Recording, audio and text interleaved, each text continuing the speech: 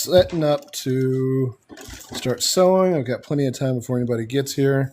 I forgot to switch out my threads, so I'm just going to go ahead and do that while no one's here. I often think about how I should do some sort of intro, but since I know nobody's here, a lot of times I just think, well, I can just kind of wait a few minutes, kind of start working. Otherwise, I'm talking for like 2 hours already, and it's going to be a whole chunk of time that no one's even listening. But if I plan on reposting some of these videos, maybe I should come up with some kind of plan for how to introduce myself each time I come on.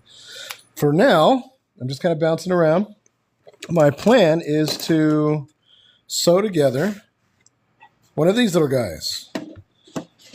What I do on Mondays is I make my not Pokemon, my goofy little fat guys or funny little dudes. Yes, they are based on these figures. But the idea is to kind of show that you don't have to be perfect when you're making your own plushes, to show a few tips on things that you can do, to kind of help people get started. I've had a lot of people message and comment saying that they wish they could do these kinds of things, but they don't know where to start. And part of what I'm doing is finding ways to show you. And one of the important things to me was learning that in order to figure out how to make plushes, I just had to kind of do it. Yes, there's a lot of basics for sewing, having to learn how to sew and all those details, but shaping material really was just a case of trial and error. One of the first things I learned was that if you have a flat piece and you just sew it as a flat face, it's going to do its best to stay flat. Yes, it'll puff out a little bit, but I want to get rounded edges. So like, for example, right here, I've drawn that little line down there, and that's to kind of represent this wedge that I've cut out. And what will happen is it'll go from being a flat piece, which will just be this, to once I sew it, it'll actually bulge out a little bit more, and it changes the shape. And little things like that are things that I'm hoping that people will learn as they kind of watch some of these videos. So that's what I'm building today. Another thing with today's is I'm going to do a little bit of embroidery. I'm going to set up the eye. I forgot to make a tooth, but that's okay. I also did not make arms. For the most part, I know that I can't finish an entire plush in one sitting. Yes, I'm making the Gengar, buddy. And my son chose this one. Every now and then, somebody else will choose something. They'll order something new, like I made a Rapidash. And that was because somebody had ordered one. So if you're interested in something like that you want, let me know. We can talk about it. Figure it out. We can do some sketches for it. I start off with these goofy little sketch versions of how I want them to look, because it's a little bit more fun to have like the basic idea. Plus, I thought it'd be neat to have stickers of these at some point. I will then go from this idea to drawing possibly a three-dimensional sketch using pencil and paper, and that helps me figure out my shapes. Now, when I'm building these, I'm not intending this to be a repeated project. Granted, some people have ordered some different plushes from me, but part of the fun of what I'm doing is a one-day, figure it all out all at the same time without any practice versions. And the reason I say that is because I do make other types of plushes, like, for example, this jumping mouse. And what will happen is I will have to make several different versions of it. This is the one just beforehand. And I made 4 different versions out of a cheaper material just to get all the shapes adjusted, shorten things, make wedges, all the little details that were needed to make the mouse look how I wanted it. And I'm still making some adjustments. Like, for example, I want to make the legs move in just a little bit more, but not by much. So I've made some other changes as I've gone. But with what I'm doing here, instead of making a whole bunch of prototypes and then building up to it, I have my sketch. I make a pattern here at home. In fact, let me see if I can find that real quick. Yeah. I build a very simple, very small pattern out of it. Cut everything out. And I try to get it all cut out before I start, because I think that that's kind of a boring portion to watch anyways. I don't like to do it, so I don't figure it's fun to watch. It's like one of the worst parts of actually making a plush is having to cut everything out. And then while I'm on live, I just kind of build it. The whole point being that I can kind of run through at a quick pace, still have a lot of fun, and maybe show some people some different ideas on things that they could do if they decide they want to make plushes at home. With the idea of the wedge, one of the things about that is that I figured pretty quickly that there are a lot of different methods for sewing from an edge. But for me, one of the things I prefer to do, especially for the wedge, is start on the point of it so that I can get a rounded end on the center or the corner of the wedge. Let me show you roughly what I'm talking about. So this is another wedge. I like to start from the outside and in, and the reason is because I like to curve this as much as possible. If I were to just follow this wedge and go straight off, it winds up creating this corner. And depending on what you're doing, that's not what I want. Usually I want it to be rounded. So if I start from the outside and work my way in, hey, Spaz. It's always nice to see you in here. If I start from the outside and work my way in, I can get a nice rounded corner. But if I start on here and go this way, yes, I'll get to the edge, but I won't have as good of a rounded part. Hey there. I just showed everybody, well, I didn't show, I just made a video of your snivy. I made a few more of them. Thank you, Vance. Made another one for my son, and then I made another one for somebody that had ordered one. And I am just kind of running through the basic starting points, kind of giving some ideas of what I'm doing here today. Hello there, Kat. I think that I'm trying to figure out the best way. Yes, that's somebody's name on here. They named themselves Kat. So here is that wedge I was referring to. And instead of just going straight off, you can see right here I've sewn all the way in. And if you follow that line, you can see roughly what it'll look like when you filled it up. Did you finish Coraline Mouse? No, I did not. I actually will have to get that finished for Wednesday. I've already got the pattern adjusted. I've got it put in my bag. I have not made a new top for it, but my intention is by Wednesday, I will have the top all completely sewn up and the eyes sewn on that mouse so that we can see it on Weird Wednesday. And my hope is to also start a cute Thulu. So here's what that wedge will look like. This is going to be the face. I want it to be rounded. I didn't want there to be like a nose or a point on there. So kind of filling it or sewing it that way. Yes, I am indeed. Here's what I'm making today. Wild thimble. And if you haven't been here before, one of the things I was just mentioning is that what I'm doing is actually meant to be a fun version of it. So I have not made various prototypes like I've done with the mice, where I've made several different versions of it trying to get to what I want. This is a do it all and run with it and see how fun it can be as you do it kind of day. So I've cut everything out. I'm kind of getting everything sewn together as best I can. I've got several different shapes here. This one I thought was going to be a lot easier because the Gengar, he looks so simple. But I realized pretty quickly while I was putting it together that it's actually going to have a lot of weird shapes to it. If you're watching this and you're thinking, hey, he just said he doesn't like to do the wedges this way. It's true, I don't. But there is always an exception to things. This point is so small that I think it just would be safer to go ahead and do it the way that I don't usually. Now, when I do these, I've had a few people order some of the goofy versions that I've made here. And one of the things about that is that if you order something, see, that's why I have a problem. It's such a small piece that I have to sew it a little bit awkwardly. This is the back side of the ear. So now I have to just kind of make some adjustments to get that. But what I was saying is if you wind up deciding that you want one of these and you contact me to get one, I will make adjustments for it accordingly, or I'll make it the exact same way. It's kind of fun knowing that it's just made, dang it, and then run with. But if you look at it and you think, you know what, I need some adjustments, that head's too big, the ears are too small, I can make those kinds of adjustments too. I am trying to build the backside of it. When I put this guy together, I've got a whole bunch of different things that I've tried to do. I wanted to have, instead of having like layers of fur in the back for the hair, I kind of built it almost like there's spikes. And I think it'll be kind of neat, but I'm also not 100% sure how that'll work out. So I'm trying to make sure that I get everything put together the correct way and the correct order. So the next thing I'm going to need to do is make all those. just so I don't forget. I've also learned that if you are making something small, and the relevance to that is, as an example, these mice are very small. This is actually twice as big as the smaller mice that I make. But you can see how tiny these ears are.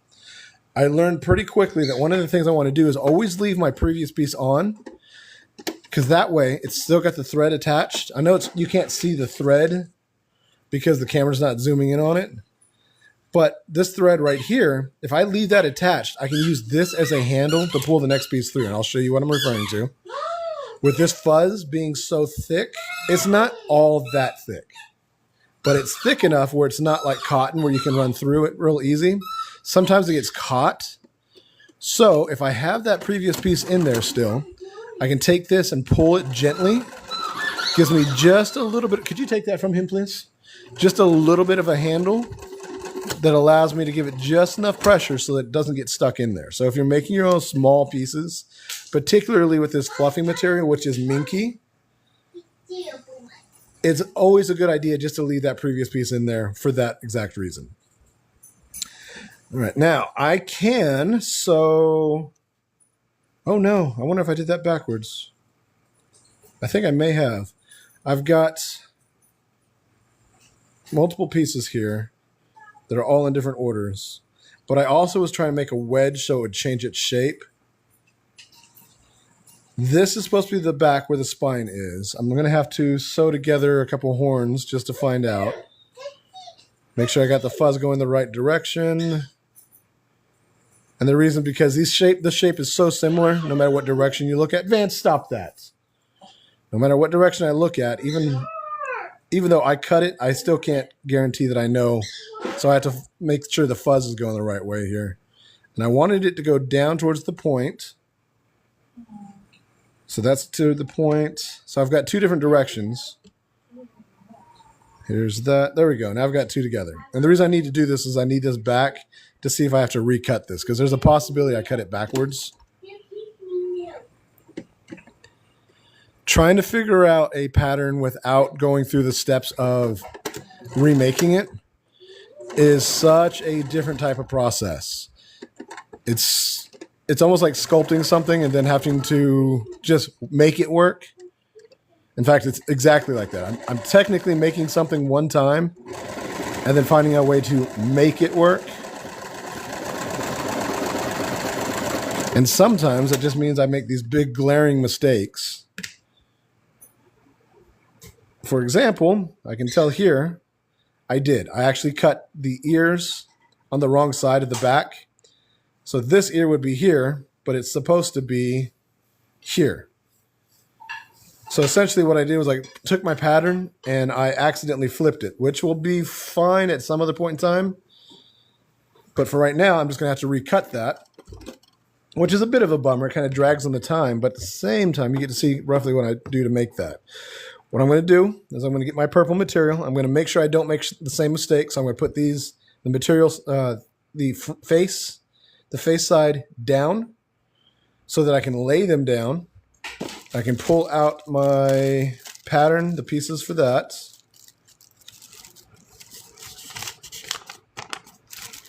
Match it up. It's a bit of a bummer. It looks like what wound up happening was, in the overall, I made these backwards, because usually I have my grid side up. Mommy,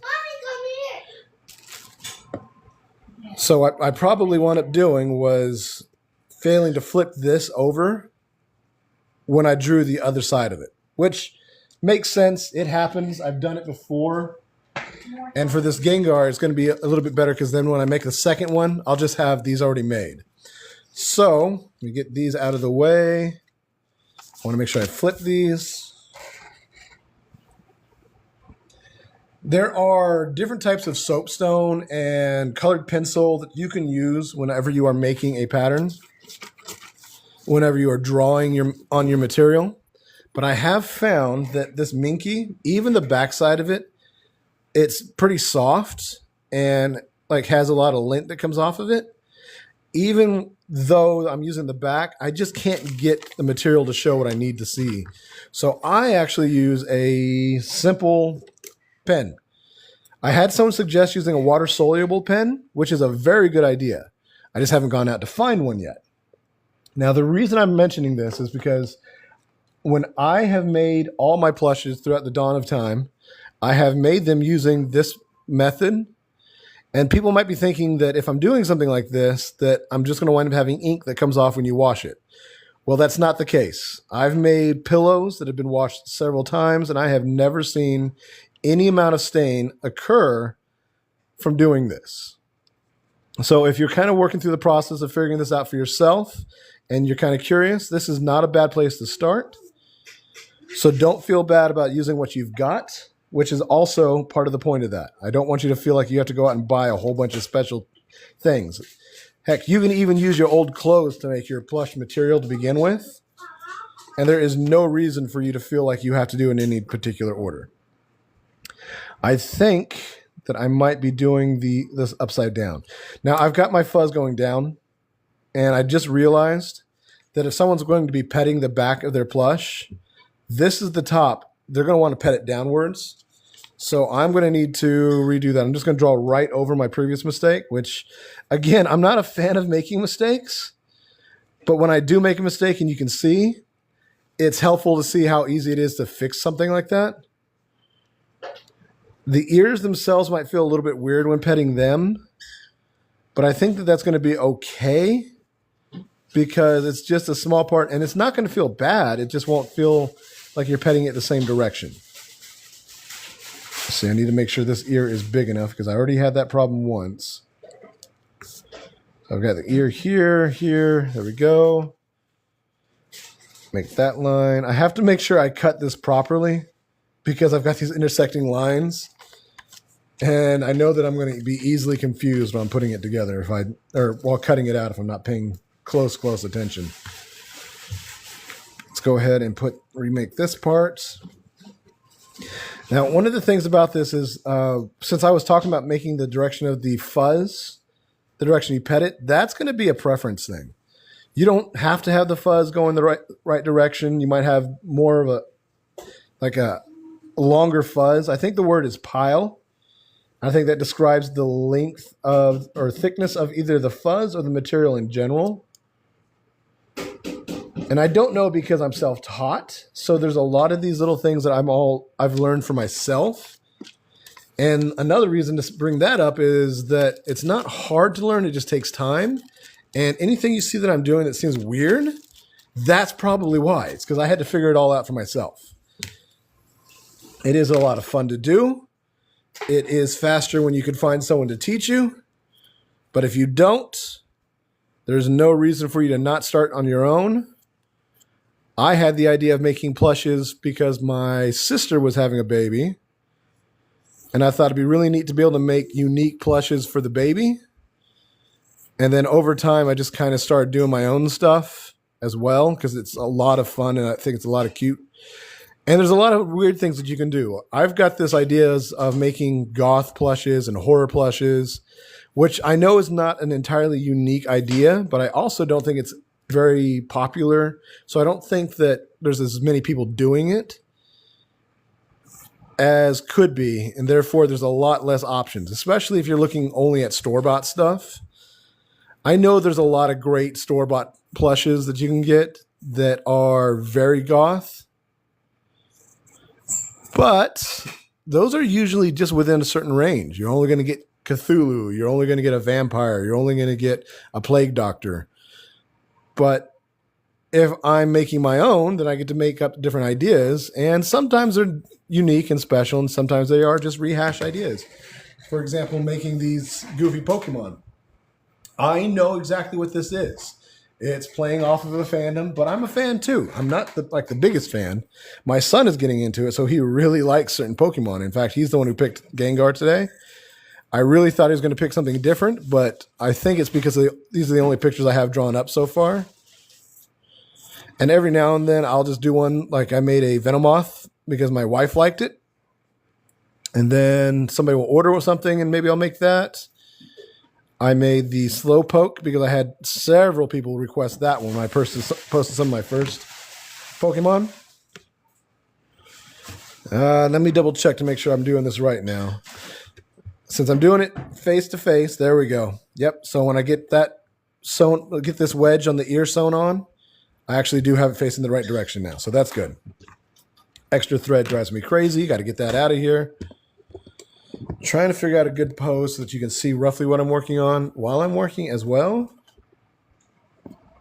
It is very hard because one of the things that happens is I can't see my camera. And since I don't have a phone or a computer that I'm using for this, everything is on my camera. And I don't get chimes to let me know when I've got a message, any of that stuff. So if you also send me a message, questions, comments, anything like that, feel free to repeat it as many times as you want. I will see it eventually or somebody else will note it. And if I don't, one of the things that happens is after I'm off, I do go back and look at what people have said. So I will see it eventually at the very least. All right, time to start working on my spines. That way I can have them done in time. All right, I want the spines to be going up to the top. So these are excellent. These are opposing. You have to get mirrored pieces.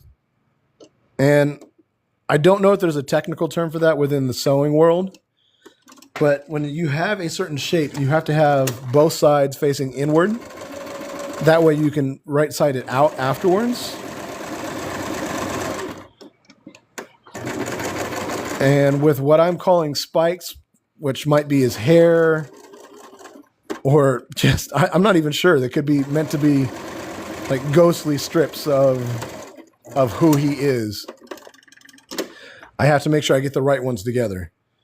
See, that's my foot. That's a foot. There we go. Got all these small little pieces that I know what they're for roughly. I have to pick up everything to find out what I'm looking at.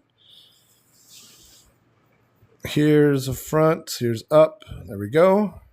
Oh, nope. These are the same direction. This is up. There we go. I made 5 of them. So the rest, these last 3 should all pair up. Yep, there we go. Now, if you are making your own, be prepared for a lot of repetition. If you're first learning to sew, you also have to worry about figuring out your sewing machine. I remember when I first started, I didn't know how to tighten the thread properly. And there were a lot of projects that I started. And once I got done, I realized that the thread was coming right out because it wasn't in there in the machine right. And all I was doing was kind of running it through. And I had to start over so many different projects because of stuff like that. But when you're trying to figure out your own plushes, you're going to have that times a whole bunch more, just because of the number of times that you're not sure how to sew something together, what order, you're not sure if the shapes match up. All those little things will kind of start adding up as you go. That's another thigh. I also got this already prepped so I can show you what I'm talking about. And here is the last 2 spikes that I've got. I hope. Now let's see. This one seems like it's actually going this way, so that might be why. There we go. See what I mean? It's so hard. I drew it out, and it's so hard to tell which one is which. But that's why I also have the fur going towards the tip, because it helped me. You can mark it. Let me show you what I mean by mark it. On my thighs, I've got A written here, and that's at the front. And I did the same thing with its opposing piece. Now, granted, these pieces are very different from each other, so it's easier to tell, but now I can tell which one's the front so that when I sew the foot on. But with these, you could just write a little something on the bottom or the top. That way you know you can write A and B on them as well. There's a lot of things that you can do to kind of memo this as you go. Let me make sure I get towards the top so I can start at the right point. And you'll find that when you're kind of cutting out the things that you've drawn, it's very easy to get confused as well. You don't know what point it is when you start moving the material around. You cut everything off, but there's still a couple pieces on your fabric. It's just a small section. So why put yourself through the trouble of being too concerned when you could just as easily mark everything out and make it just a little bit easier on yourself, especially while you're making a brand new project. When I make my mice, all the pieces are marked accordingly, but I also know it because I've made so many of them that I know roughly what to expect from pretty much each piece. Here, we're doing a lot of experimenting all at once. If I mess it up, okay, I'll just start over, make some adjustments. But I can also take it a little bit easier and not have to worry about being too perfect with it because I know that I've not made various versions of it. I know that what I'm doing is kind of learning at the same time. I've actually had a couple people, hey, Cat B. I am about maybe a third of the way into making this little guy, so you haven't missed very much at all. I've already had to clean up some mistakes and fix some things. I actually had somebody on a live one time remind me about putting the ears in something. I was planning on sewing, oh no, I've got so many extra pieces here. I was planning on sewing the ears into the head, and they stopped me before I sewed the head all the way together and wound up closing up the spot. So every time I do this, there's something new for each new Pokemon that I'm trying to make that I managed to make mistakes for. And what's kind of neat is having people come in, and when they interact, they're like, oh, you mentioned that earlier. Don't forget to do this, because I definitely will. I really appreciate getting help like that. And let's get this ear cut out. Now, what I wanted to do was, when I made the ears, you can see that I've got it a little bit thicker on the backside. I wanted a whole flat front. I wanted the whole piece up front to be one. Yes, I've got the wedge in there to give it some shape, but I wanted the shape on the ears to come from the back instead of the front on this. Normally, when I would do something like that, I would probably do it more like a horn. And the relevance to that is a horn would be sewn on completely afterwards, or I would make a hole in it to sew it on. But with this, I'm also trying to make these super simple. My theory is that if I make them super simple, people can then get the pattern from me, make their own, and then adjust accordingly. But having a simple starting point makes it a little bit easier to feel like you're not going to be overpowered and or trying too hard to do something that you've never done before. Trying to get all my material out of the way. So that's why I've got a wedge in the ear, because my hope is that it'll pull it and take the shape just a little bit further than if I was just making it flat on the back as well. This is probably going to be one of the hardest parts of sewing this together, is trying to get that wedge in there. But what I may wind up doing is just a little bit of adjustment to make the wedge a little bit bigger and give a little bit more room to work with. Again, so that way people don't have to be too worried about starting it on their own. I do have to make sure that I've got the whole thing in there, because I know that it's so small. I've already missed that once on a previous one, even though it turned out to be a mistake anyways. Okay, so what do I got now? I've got all these. Go ahead and put these in a pile so I don't have to worry about trying to find them again. Got the thigh. That's what I'll do. So here is what I've got for the thigh. This is composed of these two pieces. I've got the outside of the thigh, which if you look at my drawing, I've actually got that wedge right there to give it some shape. And that'll thicken it up. I did this with my bunnies, where I put the outside of the thigh just a little bit thicker. Now what I did was I stitched it all together with a very simple running stitch. You can see that I used a white thread. And the reason I did this is because I can undo that stitch real easy, but it also shows how you can sew a shape together without having to worry about pinning it all in place. The reason I did this is I needed the foot. So I needed to know roughly how I wanted my foot to go. So when I sewed it together and stuffed it in there, I was able to use this as an actual map so I can tell exactly where I want it to be when I drew the pattern out. And the foot's going to be two pieces. It's going to have the very bottom, and it's going to have this as the top of the foot. So this is going to be the pad of the foot, and that's going to help me figure it out. Now, very rarely do I make these parts quite right. So I usually have to adjust them, like make them shorter over and over again. My Gengar! Yeah, I'm making your Gengar. Steve loves gummy bears. Yeah, Steve loves gummy bears. All right, so since I've got this sewn together with that rough stitch, I'm going to show you how I would put that together. Normally, I would sew this first and then do this. But since this is all held together, I'm going to try and do this a little bit out of order. You can see a little bit easier on this side where I've got it. My understanding is it's called basting. Let me go ahead and pull this out so I don't have to worry about it. I'm going to run my needle straight across that, and I don't have to worry about it catching the pins or the pins stabbing me. These are the pins that I'm referring to, the little push pins. I will use that to sew the next one together so that you can see roughly the difference. Now, I'm going to use this as a handle because it is a very small piece, and just give it a slight pull, just enough pressure to keep it coming through. When you backstitch it, that's going to set that thread in place so that when you do pull on this, it does actually work like a handle. I really do advise that if you're using Minky material, that's one of the things that you make sure that you do. It becomes a habit after a little while, and I've done it for long enough that I do keep it in. But when I was learning, I used to just cut this piece off every time because I just wanted to look at it, make sure that it's all sewn together. Well, I've learned a lot of little details. Like, for example, I don't have to test this piece yet. I can test it once I cut it off. Why rush? And now, the piece that I just cut off, I can test. I can make sure that that ear is actually completely sewn up. Get that fuzz out of the way so we can really look at it. All right. It looks like that's going to be good. So now I'm going to show you what I'm talking about with the... You know what? Actually, I can't. I'm going to sew this wedge together, and then I will show you what I'm talking about with the thigh. The more detail the shapes that you're sewing together are, the more it is important to pin them together. Also, when they are super big, like for example, I'm going to be sewing all the way around. When you're doing longer pieces like that too, you want to pin it or baste it together. And the reason is because what will happen is as you are sewing these edges together, you'll find that... What's wrong? Look, strangers. Strangers? Yes. People I don't know. Some people I do know. Some people just kind of watching. That kind of thing. So what I was saying is that when you're sewing these long pieces together, hold on. Why are they watching?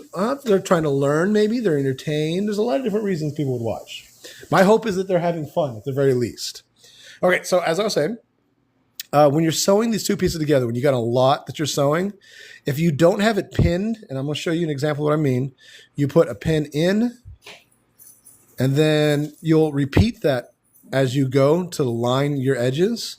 If you don't do that, what you'll find is that between the needle, the boot, and the feed dogs, you'll have one that'll stretch or one that'll bunch up, and you'll just wind up having folds and wrinkles as you go. Crafting along, what are you making, Paint Piglet? So if you pin it together, you'll have less of that problem. And when you're doing it with a small piece, like for example, like what I'm doing here, the reason I won't is because the pins get in your way. They actually stop it from moving, and that in itself is quite aggravating as well. Okay, so now I'm going to go ahead and sew this little section as well. That way I can get the next part of the thigh. You can see that all I'm doing is quite literally just moving from one piece to the next. You can sew several in a line. If you were watching earlier, I sewed all those little spikes together all at once. But you don't have to. And let me see here. I'm trying to get close to the edge. I'm not 100% sure I got it, but I can always hand stitch it later. You can always just cut off one at a time, or you can just cut them all off when you're done. And it's not a reason why you should feel like you have to hurry in either direction. Okay, so I've only got these two pieces, so I don't have to worry about trying to make sure they match. I do have a flat side, and I've already marked my front, so they are together. So I don't have to worry about trying to figure out front and back. I mean, if I was doing this without having already finished one, I would go through those extra steps. So here's what I'm talking about by making netting experimenting. As in like fishnet, or are you talking about like a net for like holding a plush? Pinning at the corner here. And you want to make sure you get this far enough inside that it's not going to catch your boot. Because otherwise what will happen is as you're sewing, if it catches this, your material's just not going to move. But your boots and your feed dogs are going to try and make it move. Now, when I did the basting, all I did was run a stitch along the side of it. But for here, I'm going to be using the pins to do the exact same thing.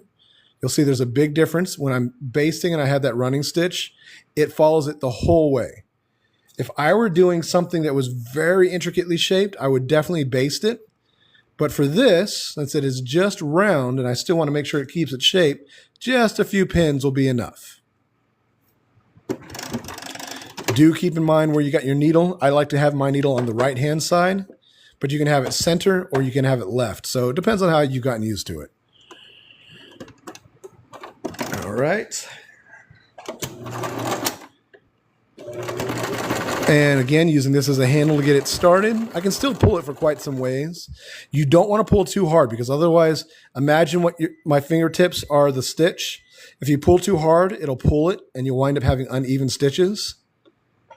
So keep that in mind if you're doing what I'm referencing here. I also like to make sure my needle is down every time whenever I start to move it. Lift the boot and then kind of adjust accordingly. And the reason is because once it's down, you don't have to worry about it sliding out and you have to find out where you last started sewing.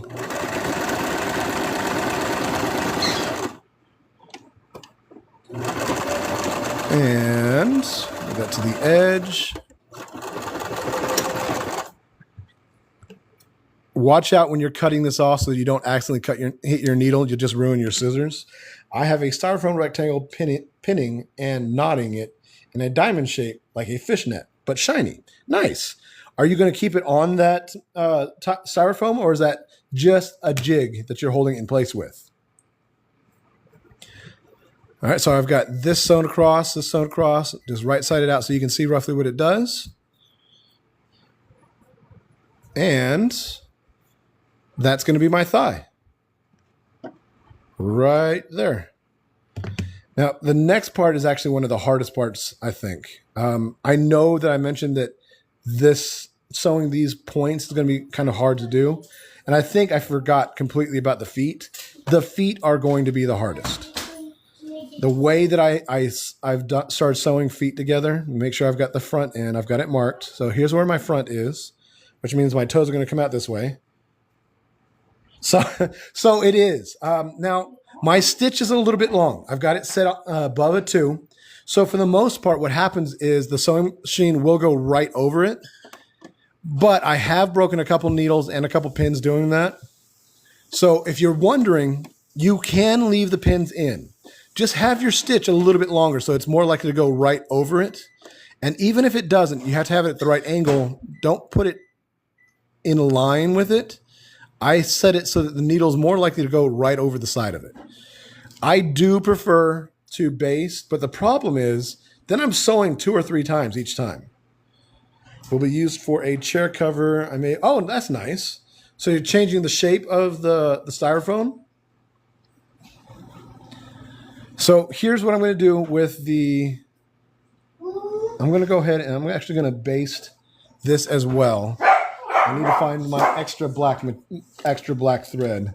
And I don't think it's in here, so I'm going to go get another thread. I will be right back in just a moment.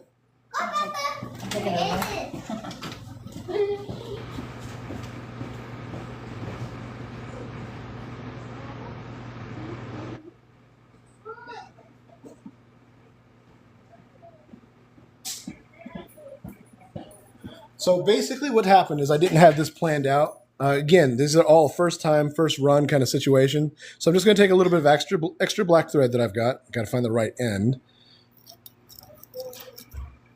Come on, just unroll. Don't be stubborn. There we go. And I'm going to show you what I'm talking about with this basting, which, by the way, I only know because somebody told me online when I was live one day. I came up with this plan on my own. And I already knew that the likelihood is that somebody else was already doing it. I just didn't know the name, nor did I know how to look it up. So this is one of those things I just kind of came up with, and it wound up working really well. Just a working block will be used for a chair. Oh, I reread that. Sorry. All right, so here is the front of my thigh. This is the direction my toes are going to go off. I'm going to sew. I have to make sure that whenever I'm doing this, I've made this mistake before, I want to have the outsides touching each other. So I'm going to line this up roughly centered with my seam. And when I have the option, I would start at one corner and go all the way around. Well, I want it centered, so that's going to be my main concern. All I'm going to do is just a very, very simple running stitch, something I could literally cut and then pull right out. And I'm going to bend the corner of the foot along with it as I go. So what's going to happen is the top material is going to take the shape of the bottom material.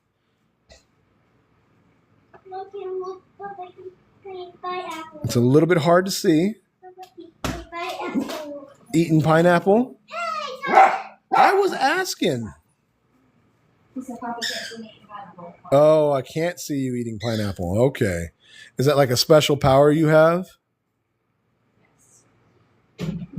Sorry, I'm trying. So what wound up happening is my black thread twisted up a little bit and turned into a bit of a knot.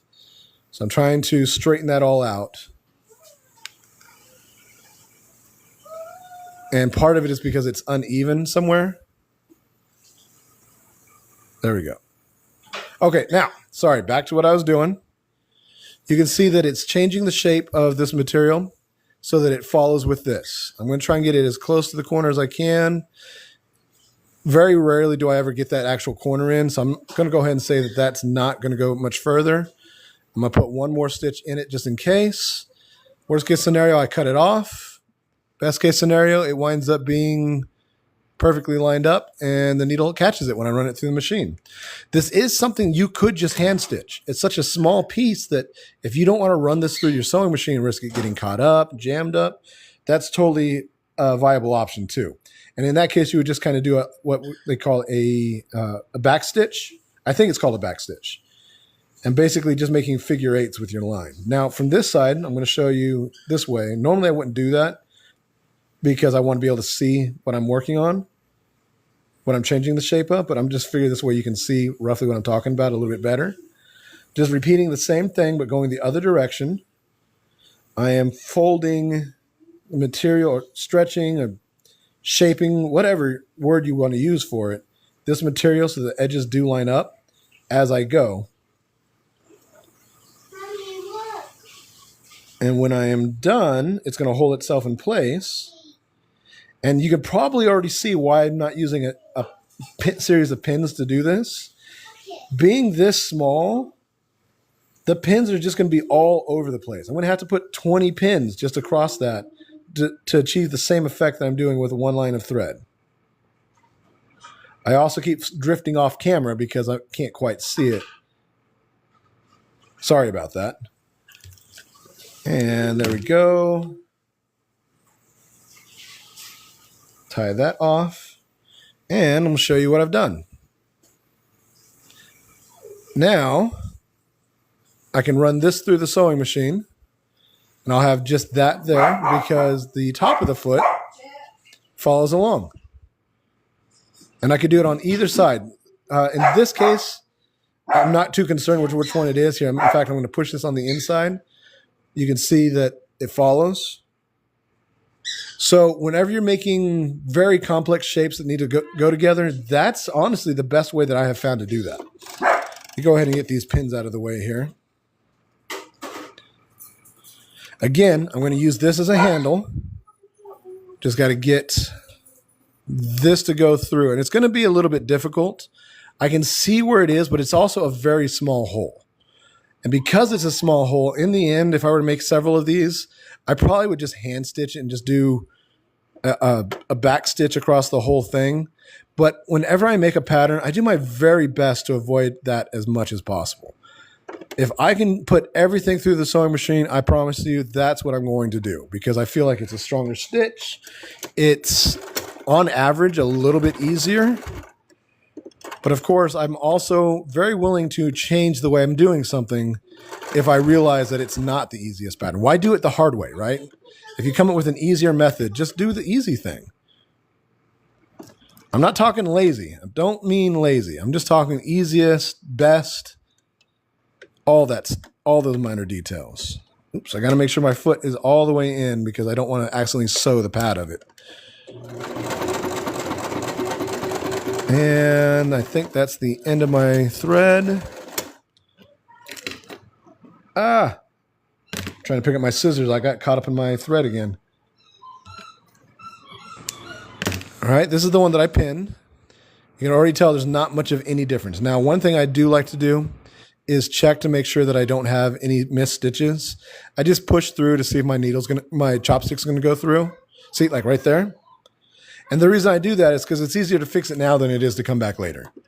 If I have to hand stitch it, that's annoying. If I've got all these extra things that I have to do, and it's just easier. See, right now I'm just going through and sewing that one part that did not make it. And I'm going to do the same thing with this. Pull my foot out. See, you can see my foot does not have any stitches in it, which is great. This is a little bit harder to tell, but oh, see, that's the end. I didn't actually miss anything. But now I'm going to check this because I didn't check it earlier. And sometimes it's just a tiny little bit, and it's hard to even tell. I did make a big mistake here. So what I'm going to wind up having to do, normally what I would do is I would leave a section right here open so that I can right side the whole thing out. But in this case, I'm actually going to leave the opening at the heel, and that's just where I'm going to right side it out and close the stitch up. Now I've got this set so that the fur goes towards the toes, just like right here. It goes that direction. So that way when you're petting the toes, you can really feel it feels nice and smooth. So now I line up my foot. And what I'm going to sew is, you can see that there's a little bit of extra material. I will figure that out whenever I finish sewing it together. And then I could always adjust my pattern by cutting off the heel. But if I always sew it at the heel, which is not a bad idea, especially on feet, I will find that what will happen is I can just hand stitch the closing and adjust accordingly. I don't even have to worry about cutting it extra. And having that little bit of that leeway gives me the ability to make a few mistakes without having to worry about losing anything. So what I can do is I will sew from about here. I'll keep those pinned. Sew from about here. Keep those pinned. I'll leave the heel open where I will right side it out, stuff it, and then I will just hand stitch that closed. I do roughly the same thing with the back of my mice heads. I've got a piece that goes there that's a little bit too big because it's easier than trying to fit the ears in to something that is the exact right size. Yes, sir. One big eye, or do you want two big eyes? Two big eyes. So what I was thinking about doing is I was going to give him a winky face. Can I do that? Is it cute? No, Yuki. You want two big eyes or one big eye and a winky eye? Two big eyes. Two big eyes? Okay, I will do that then. Winnie. So my son gets the first version of everything. Winnie. Oh, back up just a little bit. Winnie. What are you saying? Grinning? Winnie. You're saying winking? Tongue. Yeah, I'll get the tongue eventually, buddy. Tongue. Yeah. As you can see, I'm going real slow around the tip, the tail, the toes. And I am taking these out, but only after I've sewn them. And you can see that it goes right over the needle. I had zero problems. Now, on the occasion, it will land directly on your pins. So I can't tell you that's 100% the best way or safest way. I have broken a couple needles that way, but it seems pretty safe to me. Like I haven't had much of an issue. Nothing's blown up on me. And nobody's come back in time to stop me. So I think that we're all okay on the track. And get this to a little bit further, back stitch so it stays good and strong. And go through the same process with this one. Where did I just put that? Oh, it's still here. I'm going to go through the exact same process. There's my front. I'm going to line this up again. Oops, see, I almost did it right here. I'm trying to line it up on the outside. And that puts the outside of the material, the face of the material, to the inside of the material. That is not what we want to do. I did that with bunny feet not too long ago, and I was super aggravated because I had to undo it all. Looks like on this end, I actually sewed this a little bit further in, so I've got even a smaller hole this time to work with, which is aggravating but not soul crushing. So that's going to be helpful to avoid getting too mad about. Once again, I'm starting from the center and I'm working my way out. In fact, I'm just going to go ahead and make it a little bit easier on myself. I just right-sided out the thigh itself. So it's still the exact same thing, but just a little bit of an easier view and way to hold it. I'm going to put an extra stitch right here. This will still come out really easy. I'm not tying it off. And in fact, you'll see just a loose end. One of the very few circumstances where you want a loose end. And then I'm just going to do the exact same thing here. Once again, it looks like I'm turning it around. So maybe that is how I would put this one together. I thought I was just doing it so that you could see what I was doing. But it looks like that's how I actually would do it. And here in a moment, we'll see if I was successful with that foot. When I mentioned earlier about wanting to make sure I keep everything so it's machine sewed, if I were to be perfecting this pattern, one of the things I would do is probably add the feet to the body part, as in the face of it, as a single piece, or I would cut another hole in there so that I could then sew the thighs together, or sew the thighs to the body itself. In this case, again, being meant to be a quicker, easier, more fun, simple version of something, you can see got the outside for the foot there. I'm actually going to be hand stitching that on. And that and the arms are going to be the only parts that I hand stitch onto this, not counting the closing and stuff like that. So let's go ahead and get this one put together. Start real close to the edge, get that pushed all the way in so it's not in my way. Once again, this is a smaller hole by pure accident. So I do have to be a little bit more careful not to actually accidentally sew the other side of that opening. Using this once again as a handle. And do some little bit of adjusting here.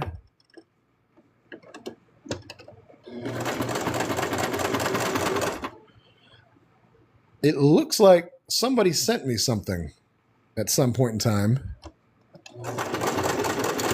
I don't know what they are. My understanding is it's basically like a tip, and whoever, I'm going to have to find out who sent that and thank them. But thank you so much. I haven't gotten the ability to watch my phone completely.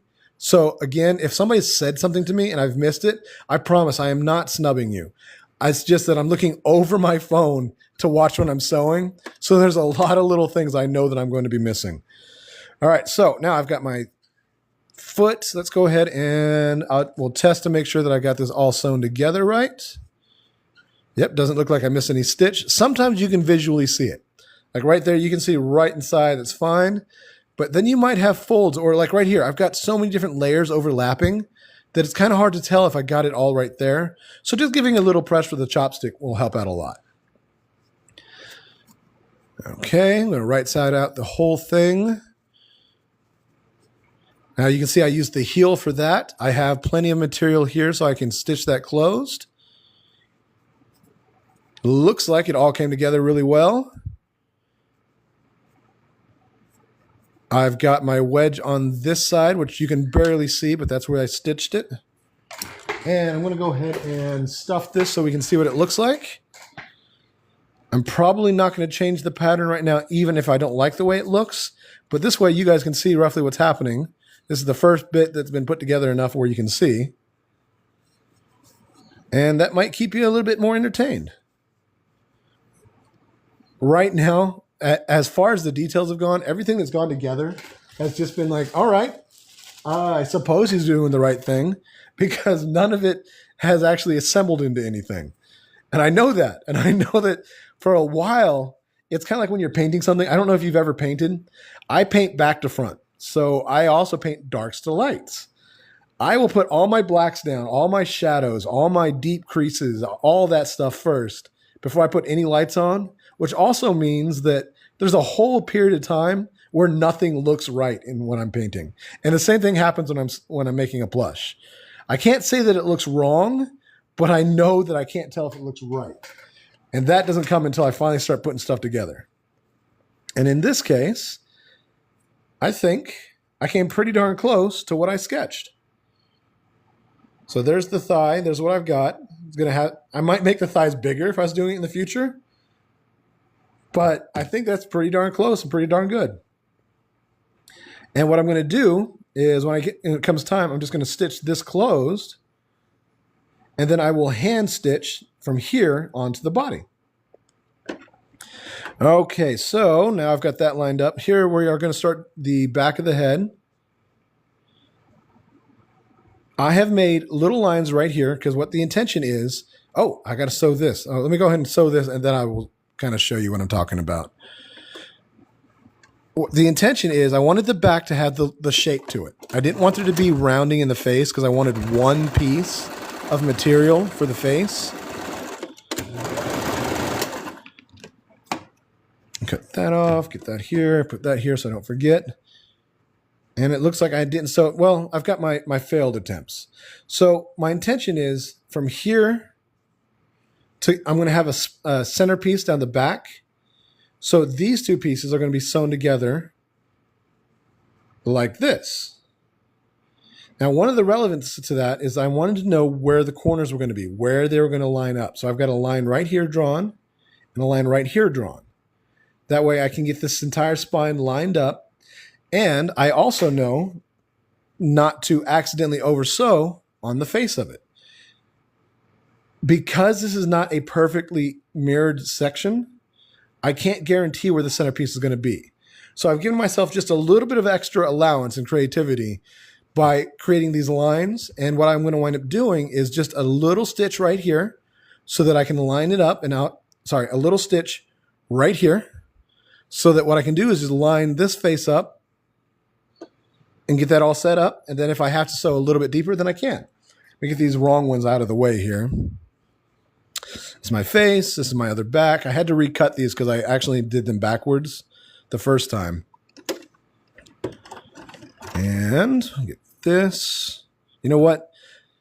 I also learned that if I'm doing several pieces like this, but I've also got something that's more intricate like this, that I want to give myself a little bit of leeway with mistakes. If something happens and I need to re-sew, I will be able to sew this on next and then use this as a handle to refix it. So I'm going to leave this on. I'm going to do this piece for the handle. I use it as a handle for this piece. Make sure I got my toes facing the right direction.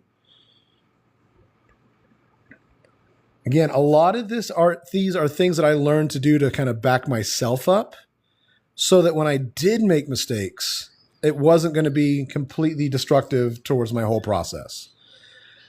I would much rather not make mistakes, but there's no reason for me to pretend like that's not going to happen. So I do a lot of these little things to kind of back myself up for when I do make them. And as you start sewing, you might find a lot of little goofy things that you do that I never did. All these things that you're like, wait, why did that happen? Why did I make this mistake? Why do I keep making this mistake? And you'll learn little tricks to set yourself up so that you don't have to worry about, oh, I made that same mistake. I know how to fix it now. And I advise that as a big deal for pretty much anything. Not like words of wisdom, but also not words of wisdom. The more often you can prepare yourself for your own habits, the better it is. If I know I'm going to forget something, I'm going to put it in the car as soon as I remember it. If I know I'm going to lose my keys, I'm going to put them in the same place every time as often as I can. Again, leaving that heel open. I think I can see a little bit of material popped up, so I think that I did miss something. So let's go ahead and do exactly what I was referring to. I'm going to sew this wedge. And then I will be able to tell.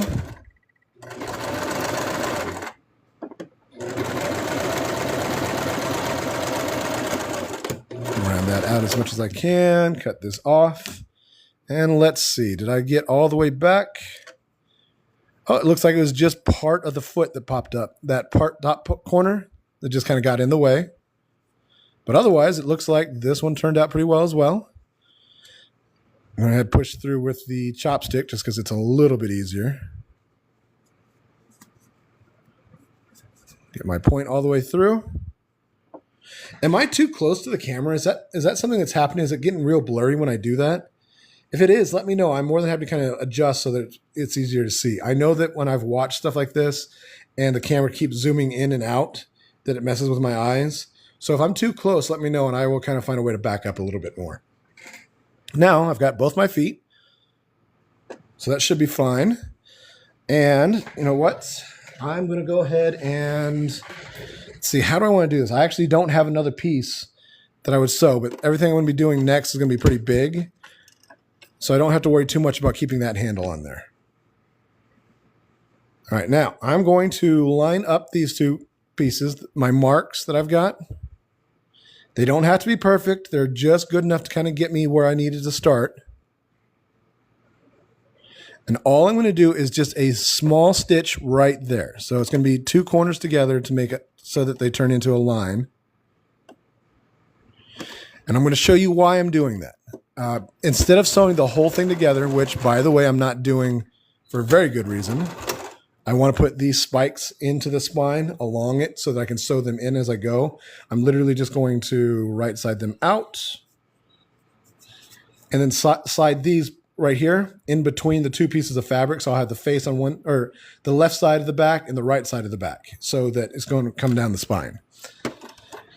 So that is why I am not sewing the whole thing together, but the reason I am sewing the edge together, when you sew two lines, you get some loss. There is a little bit of, I think they call it allowance, between the edge and where your stitch is.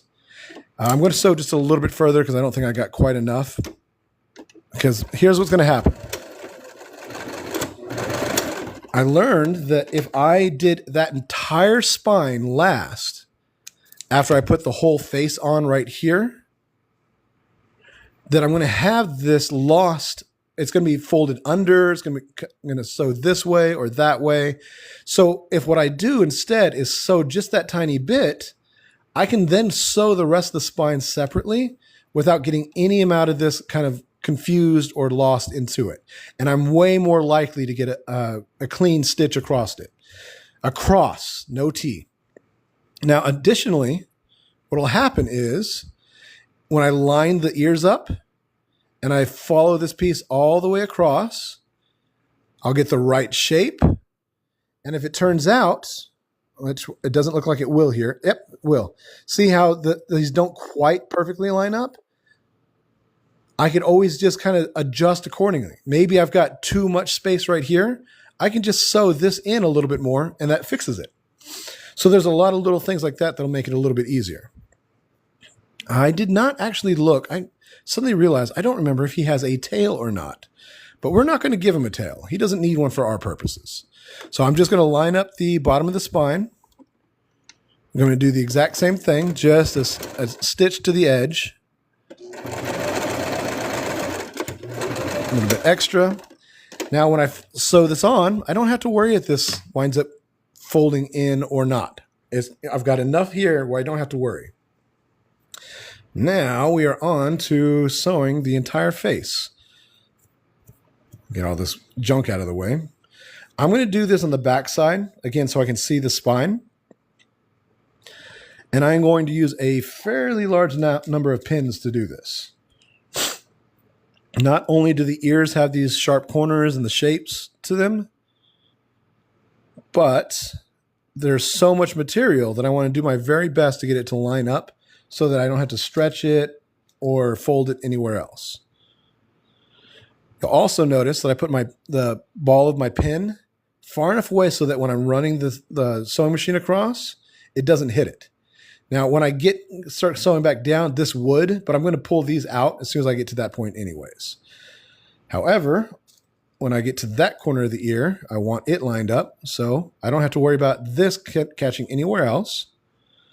It's all just kind of the forward planning from experience. And again, part of this is to show you how to do things that I've learned, and part of this is to keep you from feeling like it's all too daunting.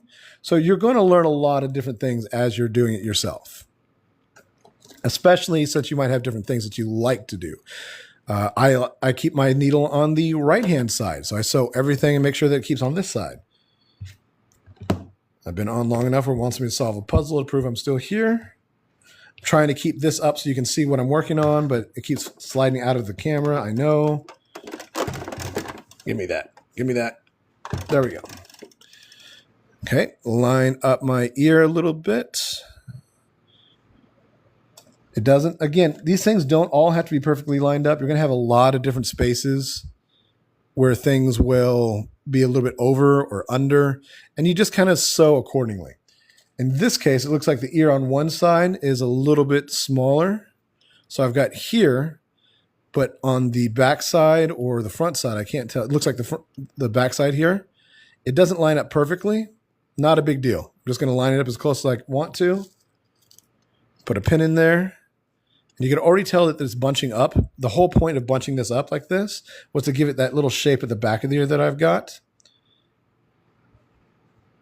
And now I just kind of continue lining it up. One thing you will want to keep in mind is that when you are sewing this, when I'm sewing this together, I'm going to either keep the spine open or the side open. And the relevance to that is the same thing with the foot. You know how you had that little section that I right-sided it out? I'm going to be doing the exact same thing. I think that because I want to put the spikes in the spine, that I'm going to want to sew that whole thing. So what I'm going to do is I'm going to leave the side part, maybe the bottom, just a little bit open. It looks like I've actually made this pretty spot on. I've been making enough of these lately that I've gotten a little bit better at making the circle shape. One thing that I have learned is that I have to bring the point out on something on the back side like this, just a little bit more so it rounds. So what I'm going to wind up doing is cutting in the sewing just a little bit extra so I get the shape that I do want.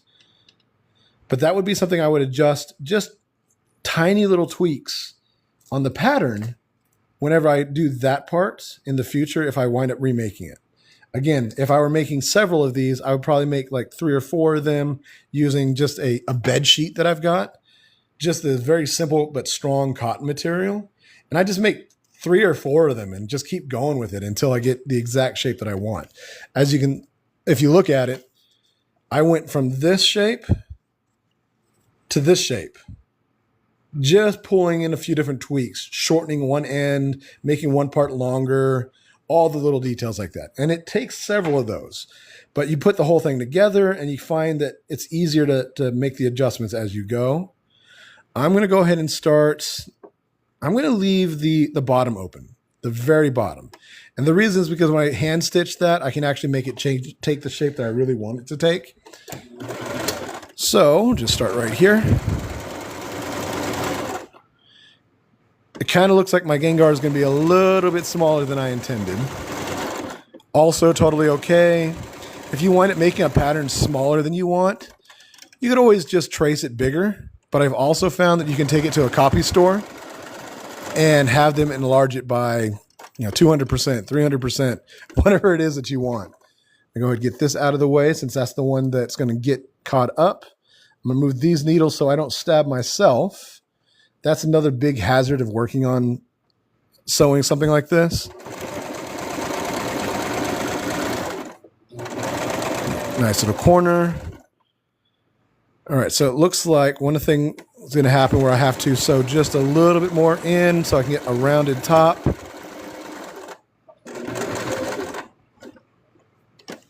Bring this back up. See how that corner came off?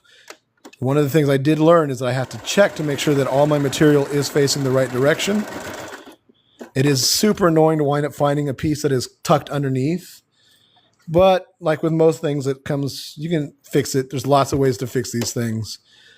I'd be shocked if I didn't wind up having to fix something in the process of doing all this because every time I have sewn something, I've had something I've had to fix. You can see right here that some of the material stretched on me, so I am kind of doing some adjusting on the fly. All I did was pull out one of the pins so that I can realign it just a little bit. I'll sew just a little bit further in than I would have. And there we go. I don't know how a professionally made pattern would work. I don't know if they are set up so that they work 100% perfect each time, or if they give you just a little bit of leeway as well. I'm going to leave this open. Oh no. I just realized something I did make a mistake on.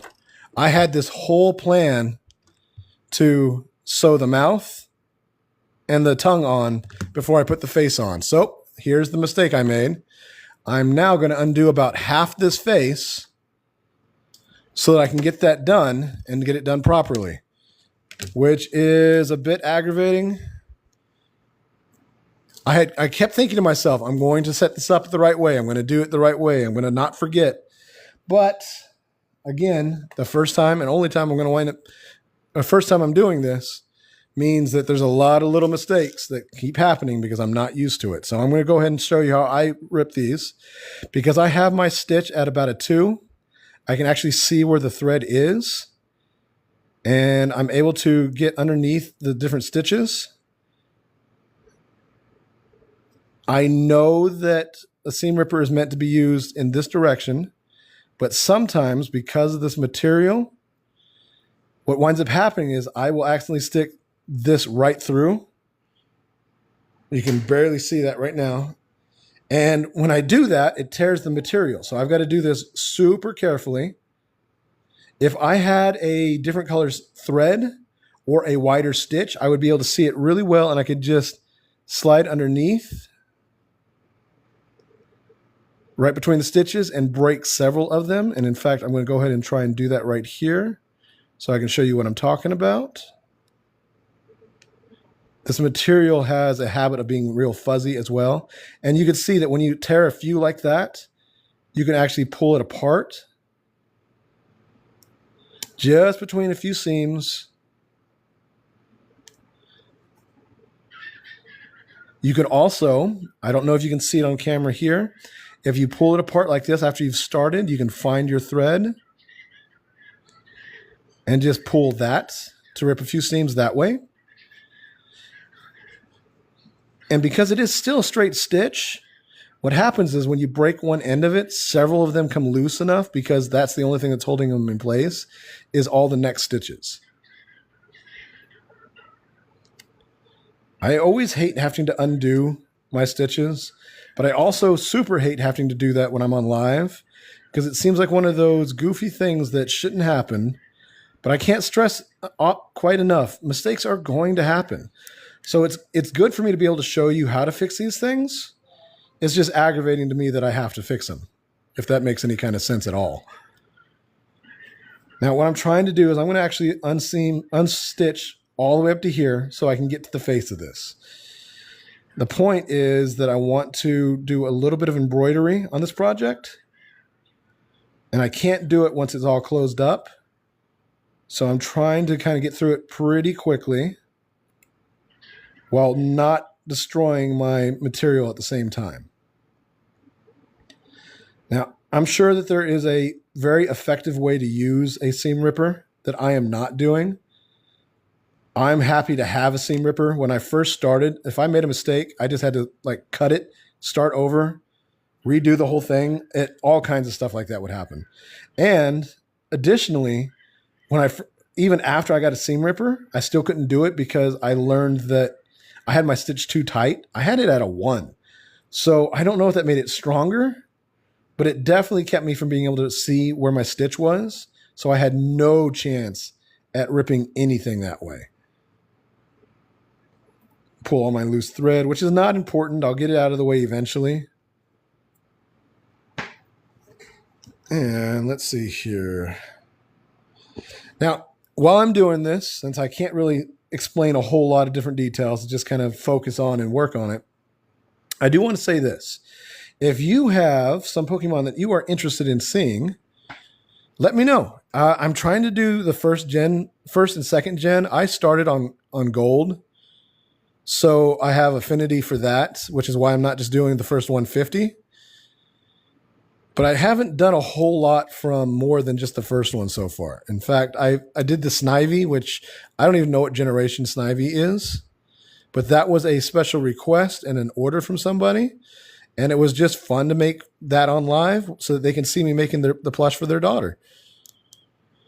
But if you have one that you are interested in seeing, talk to me, send me a message, send some comments. If I see enough comments for a certain Pokemon, I tend to do that as well. For example, that's why I did the Slowpoke. But you could also order a special one and you can make some changes to it. Maybe you have some requests. Maybe you want it to be goth. On Weird Wednesday, which is going to be my next live, I am going to be doing a cute Thulu, but very soon I plan to do a Abomination. So I'm going to be doing a horror version of Eevee because I think that kind of stuff will be a lot of fun. So I can do a lot of different custom versions. Maybe you like a certain plush, but you want them to be a fire type. So we can make some adjustments to that. And being able to make my own means that there's a lot of fun things that we can do. Try pinning from the outside in so the heads are not lying on the fabric. The heads are not lying on the fabric. I'm not sure what you mean by that. Oh, I know what you're saying. Yes. You're saying pin this way so that that doesn't get in the way. You know what's funny? I do that when I'm doing something really small. But for some weird reason, I never thought about that on something big. And now that you've said it, I feel silly for having not thought about that. It's so obvious that it makes me kind of laugh that I hadn't tried that before. Thank you very much. See what I mean? Every now and then, since I'm still learning, one little thing will make all the difference in how things work out sometimes. All right, I'm going to bring this all the way to the ear real quick. Make sure I don't stab through. Go slowly. This material is pretty soft, so it's easy to tear it. Okay, now, finally got that undone. Thank you so much, user number 734-818-547-9862. I really appreciate the help. All right, here's my face. My son does not want a winky face. He wants two big eyes. So I'm just going to do a mouth. I think, let's see if I can find everything together here. What I'm going to do is I'm going to set my mouth right about here. That should give me enough space. I'm going to go ahead and put a little bit of this underneath it. This should help my embroidery not get caught up. Embroidery has been pretty difficult for me. I could change this boot out. I've got a clear boot that I can use. But the truth is, I hate doing all the extra work of switching things out and running back and forth to get them. So me being lazy has made things harder on myself, but I've also learned a lot faster because I kind of learned the hard way on things. One thing you can do is you could always pin this in place so that you don't have to worry about losing it. I'm going to go ahead and start my mouth right about here. I don't have to worry about it being perfect. First off, what I'm doing is kind of a goofy version. So if it's not perfect, if it's a little wonky, totally okay. Secondly, I'm not doing the actual whole specific expression. I just want it to be a smile. So again, I have the benefit of not having to worry too much. All right, I'm going to go ahead and do the whole thing at about a 3, just over 3. Get a nice tight spin on it. Now, with this material, as you can see, it's super fluffy. I'm going to show you right here. Sometimes it's very hard to get like a very dark line on it. You may have to go back and forth. So keep that in mind when you're kind of making something using this minky material, if you decide to do embroidery. I've got a tight stitch on it, and I'm doing just a little bit of pressure to get it to move. But it's still probably going to get caught on me. I don't know why it does, but when it gets caught, it just starts turning into a knot because it won't move, but it's still doing its best to sew. And that in itself can be a whole problem. But unfortunately, I don't have a solution for that. So it's one of those things you just have to pay attention to. And at some point in time, when it happens, you'll either learn to spot it, learn how to stop it, or how to fix it. And a lot of times my fix is just undoing and starting over. I've got a nice thick line, except for right here, I've got a little bit that skipped. It's kind of hard to see. I think you can see it right there. So I'm going to go ahead and just go back over it one more time. When I turn it around, I take the needle out. Since it's going left and right, I already know that it stopped on one side and it's going to try and go to the same side now that I've turned it. So just pull it out, reset to your edge, and then run it again. I don't have to worry about sticking too long in these areas because that's got it pretty well. But I am going to go a little bit slower right here.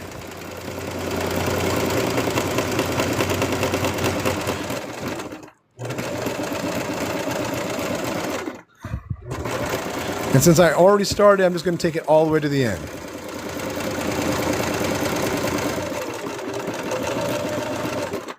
I will then turn off my zigzag, change my stitch back over to about a 2, and do a quick back stitch to set that thread in place. So now I've got just a tiny little smile. It's not quite as high up on the side as I would have wanted. If I were paying, I think I just didn't realize I wasn't curving enough because I would have wanted it to go up a little bit more. But it's also not bad. It's going to work out pretty well. The material's a little bit dark, but the mouth is a little bit dark, so it is kind of hard to spot, but it should be okay. You'll also notice that I did not cut those. All I'm doing is sawing it off, and the reason is I don't shear it. It's because I'm afraid I might cut the thread that's at the embroidery, cut the material itself. So just a little shear is all it takes. You just get that as close as you can to what you just embroidered. Now, let me go ahead and make this tongue. And here's why. I'm going to be hand stitching the tongue on. If I were to cut this for the mouth and then stick it in to sew it, yes, almost. I'm getting there, buddy. What would happen is I would have this weird shape. See how it closes up? Now, it would make a curl of the mouth, which wouldn't be a bad thing. But in the past, I've done that, and I didn't like it. There's adjustments that I could make. For example, since that's right where that wedge goes, what I could do instead was make another wedge right here so that it folds in. It's one of those things that I would learn and adjust if I was making more of these, if I was trying to make this a perfected pattern like I did with my mice here. But because I am not, I knew that I wanted to make this as an embroidery piece, and then I'm going to sew the tooth on, and I'm going to sew the tongue on. In this case, I'm actually going to do something a little extra with the tongue, and that's because I know that the tongue is going to be something that people grab a hold of, especially like my son's going to grab it by the tongue. So I'm going to stitch just a little bit here.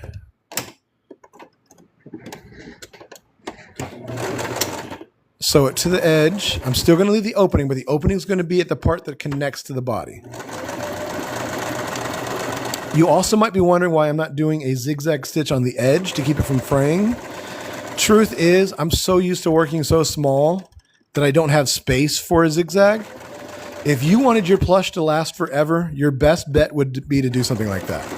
And what you would do is, I'm going to go ahead and show you just a couple stitches. You set yourself with a zigzag, and then what will happen is one will go in. Here, let me go ahead and see if I can zoom in. Nope, I'm going to have to zoom back out, reposition, and then set my light here. All right, so you'll have one stitch that'll go into the material, which you can see right here. And then the next stitch will come off, slightly off the material. It's really hard to see. Let me see if I can adjust just enough to help. You know what? I'm going to put this back. I'm going to take the phone completely off. So I got here, here. Get the hole in place. And you can see right there, the needle is actually slightly off the material.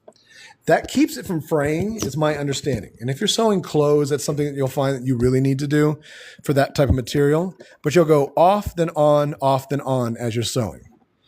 Now, I don't like to do the zigzag because when I work super small, I can't.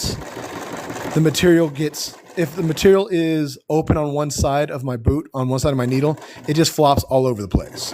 I have to have my boot holding it down. And I've kind of gotten the habit of it. And I knew from the very beginning, I did not know at the very beginning I needed to do that kind of stitch to keep material from fraying. So even before, when I was doing something bigger, like a pillow, I was doing this version, and I learned that it lasts. I have not had any thread come undone. I've not had any material start to fray. So because it has worked, maybe just by pure luck, I haven't worried about changing the way I've done things. Now what I'm doing now is I'm just going over that little section that we did the zigzag, because it turned out that it didn't do what I wanted. Another thing you might learn is that, let's say, for example, I was doing a silky material, because every now and then I'll do different materials for the bellies of my mice. I will go through and I'll do the straight line. That'll hold it all together, and then I will go through with the zigzag, where it goes one on and one off, making sure the on is in line with my currently sewed piece. And that's going to super strengthen it, especially for something that will fray. For example, a silky material will fray really hard. All right, now, here is why I wanted to make sure I did this on before I sewed the face together. What I'm going to do, oh, my tongue is not quite as big as I'd hoped. No, that's fine. I think that's a good size for it. I'm going to stuff the tongue. I've got a very tiny hole for that, so I may have to use my chopstick for it. I don't want to overstuff it because I still want it to be flat, and I'm going to flatten this out a little bit by putting a crease down it, which, under a lot of circumstances, if you're about to do what I'm going to show you, using the same color thread as your material is your best bet, because it'll hide it really well. But for me, I don't mind there being a black line for the tongue. What I want to do is give it just a little bit extra shape. So I'm just stitching right through the outsides and the fluff that I just put in. And in fact, to add to the shape of this one, because what I usually use that for is something like ears or feet. Like, for example, if I wanted to give the foot some toes, I would just sew right in, doing the exact same thing. But for here, I'm going to do just a little loop on the end of the tongue.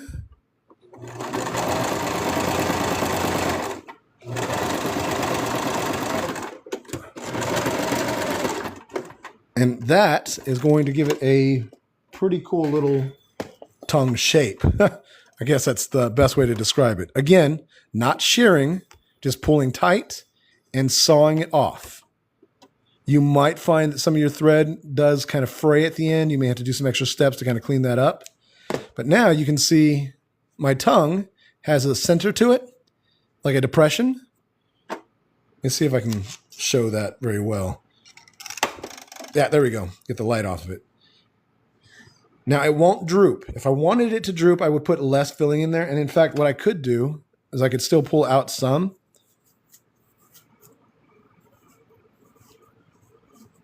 That will make it just a little bit softer, a little bit less stiff. And one of the things that I use that technique for when I sew the outside like this is if I want something to stand up. So like the ears maybe, or when I did the Pikachu, I did his tail this way. And it made the tail stand up just a little bit more stern. I also did it for like the feet of my snails, so they've got a nice little stiff shape to them. Now, it's not going to be super soft, but now you can see that it does bend a little bit more. I'm not going to worry about closing this up. When I close these up, it's for a reason. It's because that's going to be exposed. This part right here is actually going to be sewn directly onto it. So I'm going to go ahead and tuck all that stuff in. I'm going to sew directly on, so I don't really need to worry about closing it up. Get my black thread. I need some more black thread. Just going to steal that from my machine real quick.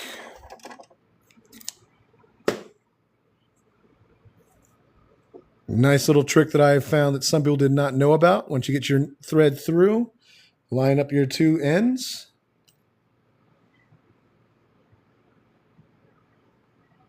So now I've got both my ends lined up. Pinch them between your fingers. Wrap it around your forefinger and then back between. And you both roll this and pull at the same time. And you got a nice quick little knot. That is not a special knot. You could literally just take the thread and wrap it around and then tie a knot. But that's not super, super easy. And what I just did is actually pretty easy. It's pretty helpful. And I'm going to line this up at the tongue. So what I'm going to do is I'm going to stick this through. My needle's a little bit thick. So what I've been doing lately is putting my needle in. And then before I pull it tight, I feed it right back through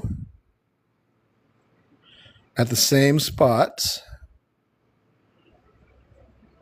Take it through my opening. And what I'm going to do is I'm just going to slide that between my two strands of thread. Just enough to hold it in place.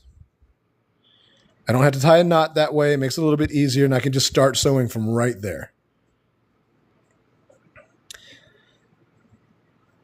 Now, I'm doing it this way for a few different reasons.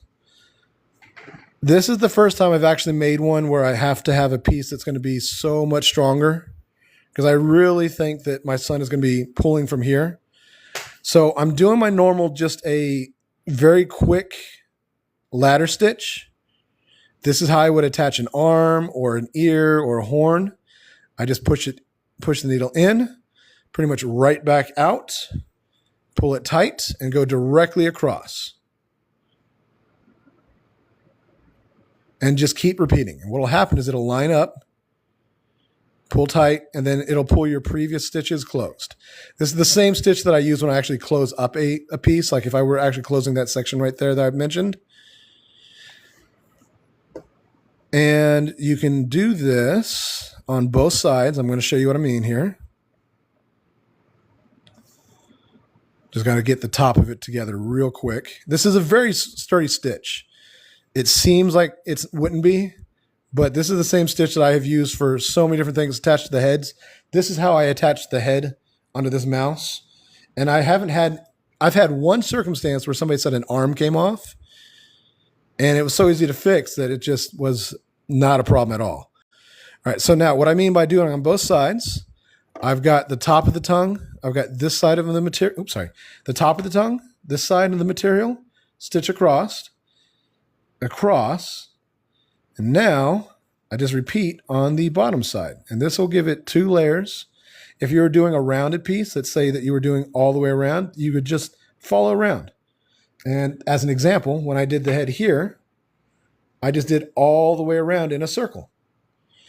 And you could do it in accordance to what you need. So maybe you just need it flat, maybe you need it round, maybe you need a square. All that stuff is just really as easy as it sounds. In this case, I am trying to make sure that I not only keep this part closed, but I'm also working on keeping that stitch really close to the previous side, because it's not like I want the tongue to stick out. I want it to have a little bit of leeway so that it kind of droops down. And in fact, as another example, you can change the shape of how things hang. I can just sew just a little bit higher up on the tongue. Oh, you have a good day, Spaz. I'm glad you came by. Thank you so much for stopping by. I will make sure I show it to you when it's done. You can sew just a little bit higher up, and what will happen is it'll pull that material down, and it'll cause it to droop just a little bit more. And you could find that certain things, like for example, I've got my arms, instead of having them straight down, when I sewed it that way, it gave them that nice little curl out. And little things like that you hand stitch makes it a little easier to make some adjustments and fix some mistakes or change the shape of your plush. It is time for my son to start working on going to bed. And the good news is I am almost done as well. Now, in this particular circumstance, the reason I did this instead of just sewing it on last like I normally would, again, was to make it a little bit stronger. So I'm going to go ahead and close this up real quick, and I'm going to show you how I intend to make it stronger. So just a quick little knot. Oops, sorry. Wrap it around my needle a couple times, pull tight, feed it back in. Now, I can see where I've got this stitch. Since I want that to be stronger, I'm going to do another stitch on the inside of it. This is going to be that figure 8 stitch I was talking about using whenever you're trying to hand stitch something. You go, oops, sorry. So I've got these 2 stitches. I pull this out, and then the next one is going to go between them. So I pull this tight, get all the spare thread out of the way. And then between those 2 stitches, I'm going to start again. Essentially, I'm making a figure 8. And in between each of those, the in and outs, just adding a new one. And this is one of the stronger stitches that I've found for hand stitching. If not the strongest, I don't know. I haven't done super amount of research into it. Sorry, I keep drifting off the camera, I know. But this is how I'm going to reinforce my tongue. And I'm going to go both ways with it. You can see on the outside, since I'm just following along that stitch, then I don't have to worry about it showing up. But if you are worried, you just look through the other side and you can see roughly what's happening. Now, this isn't something that I do often, so it's kind of a new idea, but I've done it before. I've used this method to attach horns to plushes before. It's just that it's really hard to find your thread and line it up with the previous stitches. So that's why I don't do it very often. But if I've done it quite just right, that tongue is going to be super strong on there. And you just close it off the same way. You just don't have to worry about pulling the needle through. Just leave it kind of hanging there with a little bit of extra. So now, my tongue should be super strong on here. I got the embroidered line right here, so it looks like it's sticking out from underneath it. And now I can resew my face. Which fortunately I know works because I already messed it up one time after doing it. So I don't have to worry about doing too many needles, too many pins, which, by the way, someone just mentioned that I could do things this way. See, I learn. I pay attention. Again, I'm going to leave the bottom open so I can right side it out. I'm probably going to leave a little bit of a bigger section of it. If you leave a big section open, it's easier to right side everything out. So if you've got a whole bunch of stuff like my tongue, or it's easier to stuff it since it's not a teeny tiny little hole. And that also easier. But the downside is if it's a big opening, you have more that you have to hand stitch closed, which is not harder. It's just sometimes harder to hide. And I like to do my very best. For example, that just looks like a stitch, right? This is where I closed it off. And the more I can hide that I closed it off, if you buy a plush at the store, quite often you'll see a little tight zigzag on their backs. That's usually where they've closed it off. And that's why. Me, I try to avoid that because I want it to look handmade, personally made, made with care, that kind of stuff. Where did I just... Oh, that's funny. Okay. Did I... Oh, no, I hit the...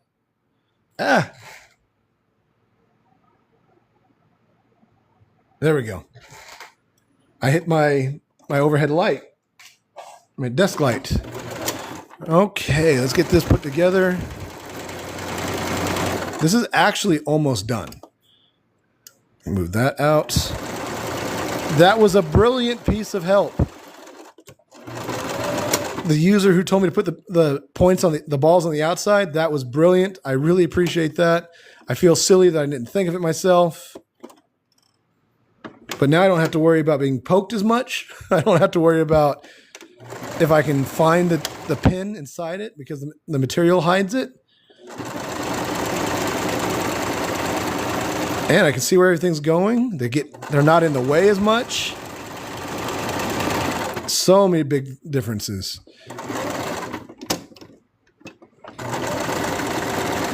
Get this all the way up to the ear.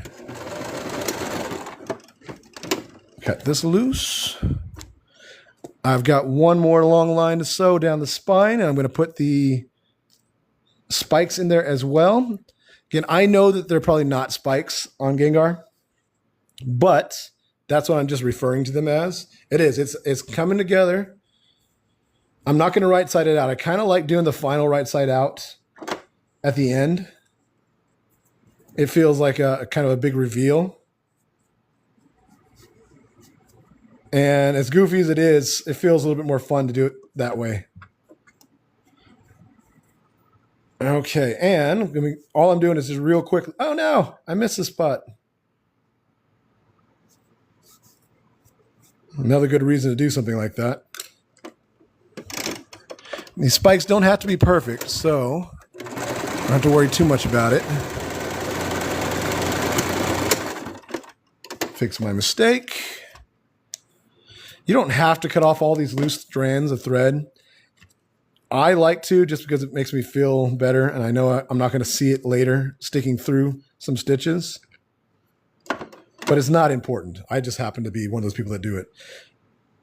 The big reveals at the end, I do too. I really do. I feel like it's a little bit more fun that way. The downside to cutting off all those threads is now I've got a handful of threads I have to throw. I think I missed some stitches here too. Just a little bit. Starting to get hungry. Because of the timing on this, I never wind up eating before I go live. Which also means I don't eat until late, which is probably not great since I'm trying to lose weight. And the doctor said I need to get rid of some calories. Or get rid of some, what is it? Fat in your blood. I can't remember what that word is called all of a sudden. Speech class would have been so mad at me for bringing up something that I can't recall. All right, so I've got 1, 2, 3, 4, 5, 6. No, 1, 2, 3, 4, 5 spikes. I'm going to do my best to do the same. I've cut out 5. I have to make sure that I put the fuzzy side on the inside. In the past, I've accidentally done this. And you can see it's the outside and the inside, and that doesn't work. So I make sure, put that in like so. Since I'm not closing the spikes up, I want to make sure that the entire open end is lined up between the 2 layers of fur, or 2 layers of fabric. And to make sure they stay, I'm going to pin it. And I have to pin it on the inside because I need to make sure that the spike doesn't spin on me. It looks like this is going to be too big or too small to do all the spikes, unless I kind of tuck them in a little bit lower so that they're a little bit smaller. So that should be fine. It's just going to take a little bit of extra work to figure out where I need them all. And since I still don't know if he's got a tail, we're just going to roll with these.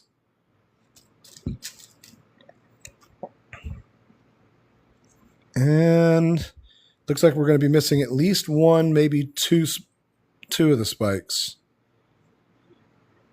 But that's okay. My sketch was just a placeholder, an idea.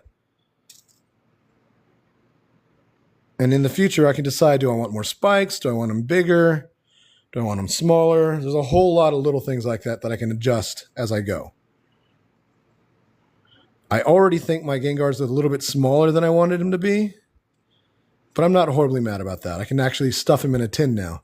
And I actually have some Gengar tins, so that might be a nice little way to sell that. All right, so we're going to keep this one out. I'm going to run straight through with these. Got to find my starting stitch, the one that I made initially. Initially. And do my very best to keep all of this lined up.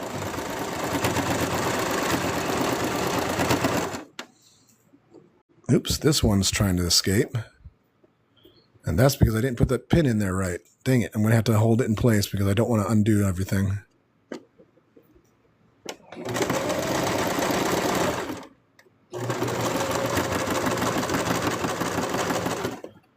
Hey.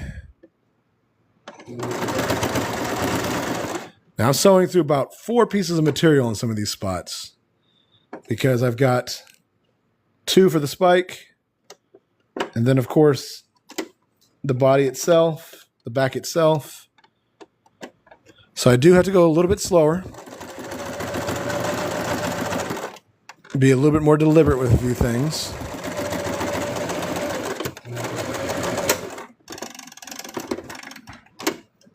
Oh no, that's funny. So I ran out of thread in my bobbin, so now I gotta spend a couple seconds with that. Ran out. I don't know if anybody is interested in figuring this out, but if you are working with a type of sewing machine like what I have, this is how you rethread your bobbin. First off, I got to get my thread all the way out. There is on this end, there's a wheel that you attach it through.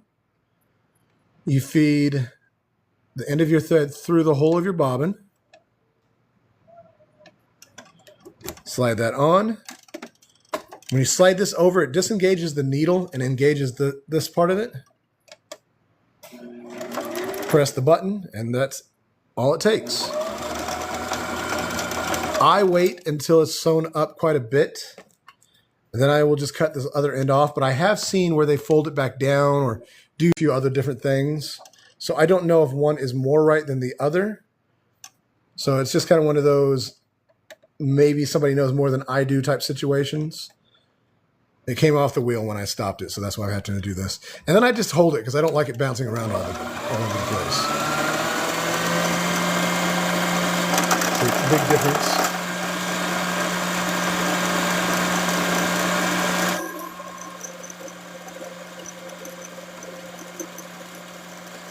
Doody-doody-doo.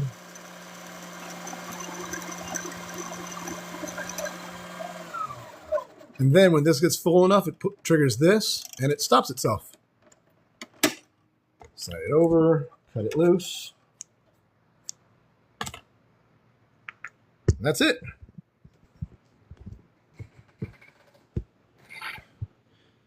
That's one of the easier things that I had to figure out when it came to learning how to use this sewing machine. Rethreading the needle actually took forever to learn. Where did I put my bobbin? Oh, that's just great. Oh, there it is. It just rolled underneath. It is one of those things that I had to look up because I didn't really understand the description in the instructions, which is very rare. There's a bunch of little things that wind up happening with a sewing machine that I was able to figure out from reading. But that's one of those few that I had to Google and then watch a video for. Rethread, pull that up.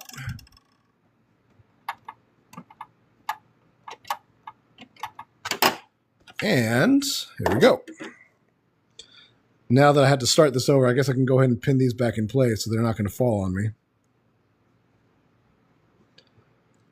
Nothing too major, but we're getting really close to the point where I get to finally reveal what it looks like. And like I said, I haven't done this before. I haven't made this plush before, so I have no idea. The best I can say is that from my experience, it looks like I put it together right, but I really don't know what it's going to end up looking like. My slow poke looked totally different than what I intended. Not bad, just not the same as what I had drawn up. And I know that things like that happen because the way you have to shape material, and that sometimes those shapes just don't do what you expect.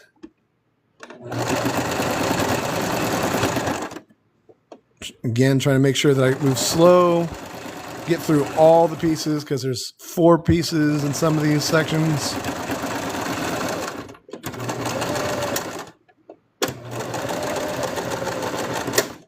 stitch at the end. Okay, let's get this out of the way. Do a little bit of adjusting here. That's what we're going for. We are at that point. So the last couple things I'm going to do is on the ears, I'm going to trim off a little bit of the edge so that I can get that point through. I'm going to nip just a little bit right here so the fabric will curve. Do the same thing at the corners. If you don't do this, the fabric will pull weird sometimes and it won't take the exact shape. Oh, didn't realize I wasn't on, so I guess you can see it here. Cut the edge off, the very tip. Of course, if you cut it too close to your thread, you're going to wind up having to re-sew. But this curve right here, I also want to make sure that it follows that curve, so I'm cutting just a couple lines. Someone has mentioned using the wedge or the triangle shaped scissors. That would probably work as well, if not better. So now that I've cut at the corners, that should be able to actually fold in there. One extra spike. And then let's see, we got the bottom open. I have some extra thread from when I sewed it.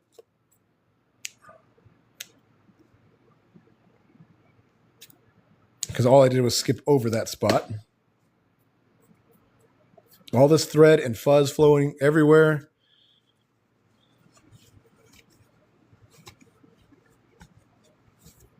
It kind of looks like a haunter already.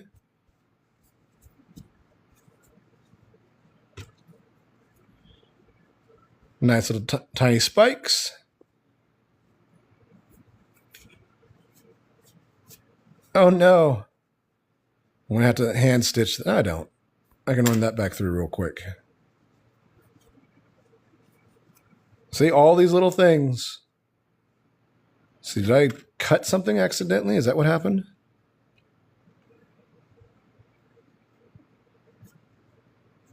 It was just there. I know it's there. I just stabbed through it.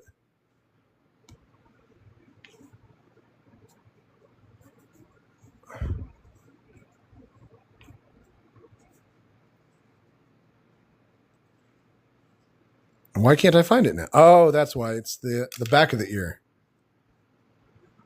Yeah, I'm just going to hand stitch that. It's such a small piece that I don't think that I can get that back through the sewing machine. And my second ear, come on, where'd you go? And what that was is the seam at the back of the ear. I actually messed it up at the corner.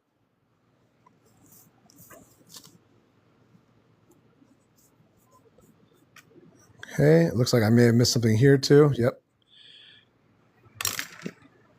I will fix that later since we are almost done for the day. Just get this all sewn, stitched up.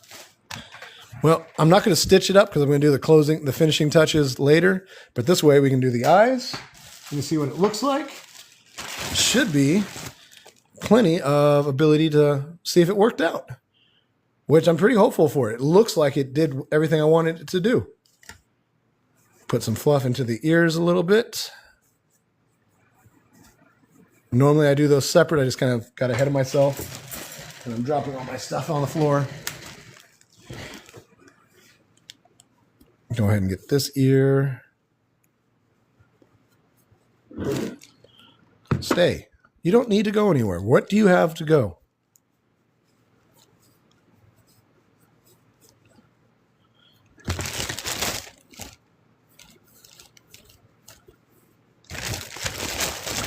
Okay. I may not have gotten quite the oval shape. It looks like I needed to make it a little bit longer. This is so funny.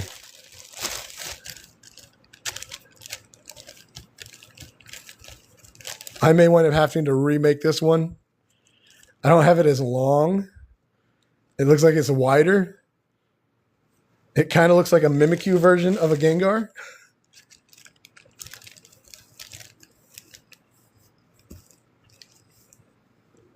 I got a whole bunch of sections that I missed in the back.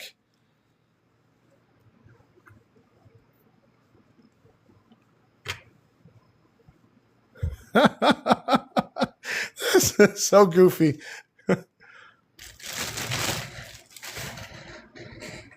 Definitely looks like a Mimikyu Gengar. And then here's the feet. Has a big swing and a miss. This needed to be way wider. And if I wind up making more and I change the pattern at all, that's definitely something I'm doing.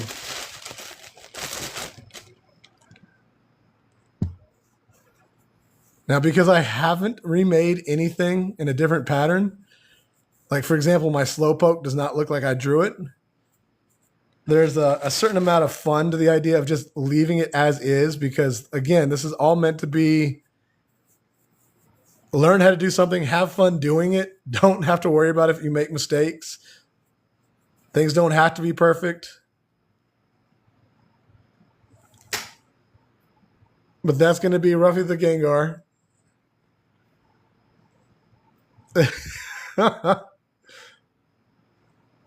I'll maybe put the feet a little bit lower.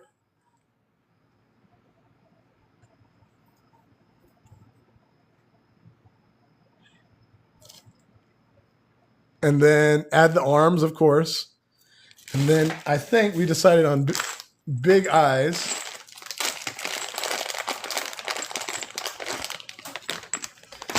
And I'm going to show you roughly what that would look like. Let's see, I've got a couple pairs of pliers here.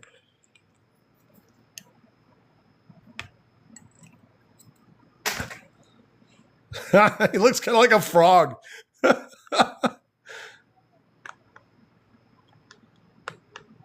Well, I wouldn't call this success, but it's not failure either. There's so many adjustments that would need to be made to round him out. But that is a super goofy looking Gengar.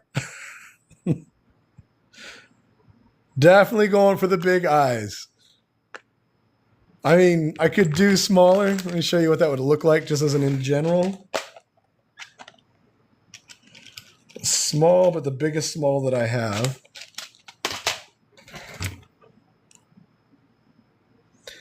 If I do that, those eyes, it turns into a Ditto.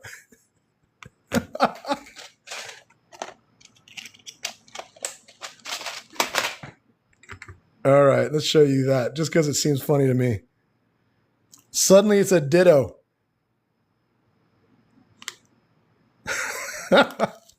Yeah, I think that my son wanted the big eyes for sure.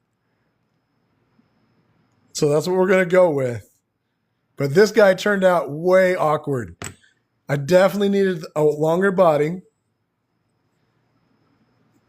And then, of course, a longer back. And then I needed to adjust the shape of the top of the head here. Like this needs to be way more curved.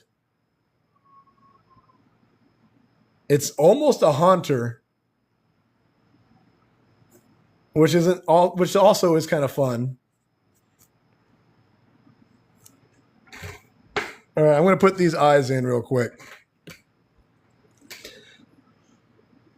I'm just going to kind of mark where they go. Let's see if we get it here. It's so awkwardly shaped that I don't think there's anything I can do to make it smirk, because otherwise it just becomes this. Let me see what that looks like.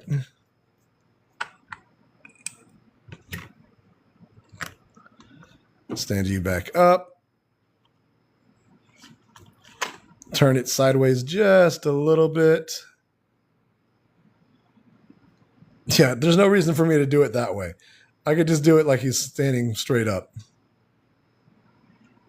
Such a swing and a miss in such a funny, goofy way. I'm not sure how this is going to land in the end. I've got the arms to make. I've got a few more details. I got to fix the stitch in the back. But this is already the goofiest looking dude that I've made so far, which also makes him one of the cuter ones too. Because to me, the whole idea was to make him goofy. A little bit derpy, not just fat, but goofy. Let me go ahead and poke some holes real quick so I don't lose my spots. Right here and here. And if I gave it the small eyes, it becomes a ditto. If I give it, and even with the big eyes, I could probably give it a skirt and it would look like a Mimikyu Gengar. Which one of the ideas that I had was making Mimikyu versions of everything. There's somebody who does these beautiful Mimikyu versions and they look fantastic. But for me, the idea was that Mimikyu doesn't know how to do them. He's just making them out of paper and plastic and whatever he finds lying around. So making goofy versions seems like an even funnier version of a Mimikyu. So this seems like if it had a skirt coming out the bottom, this is a nearly perfect Mimikyu Gengar. All right, let me pull all this stuff out. Get the eyes set. This turned out so goofy looking. Somebody talk to me. Somebody tell me that you agree that this is just goofy as heck.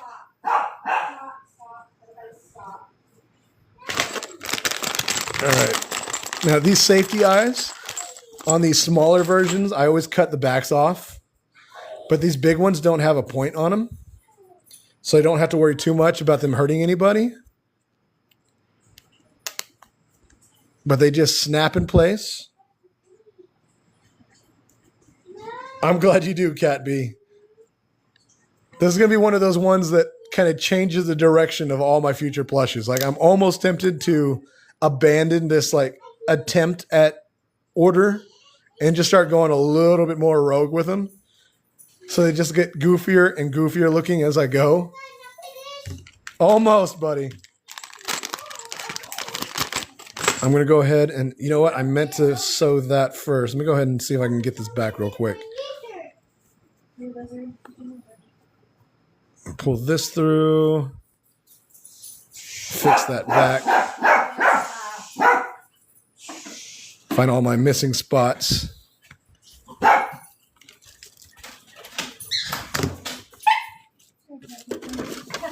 Okay. And this is going to help me figure it out too. Once I get this sewn together, this part sewn on, I can actually put it all together enough so we can see it.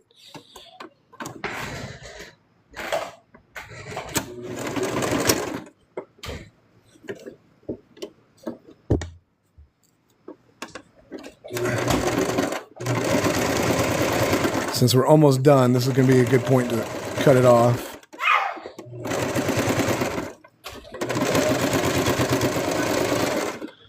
And might as well just take it all the way to the top. Looks like pretty much one side of it didn't quite line up as I sewed the whole thing. Which makes sense. Like I said, I was sewing through 6 pieces in some spot, 4 pieces in a couple others. No.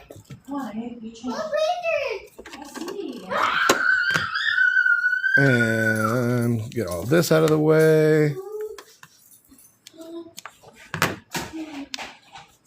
I believe that plus the ears were the only parts that I had to worry about.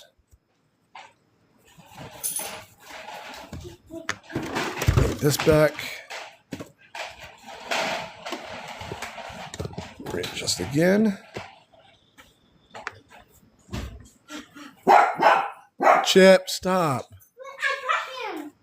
Mommy, I got him. Oh, cute. And then, like I said, I'll just close up those ears later because I think one of them has a hole in it from where the stitching didn't quite take on the corner. It'll be more of a case of finding it than it will be fixing it. Just, yeah, see, right there.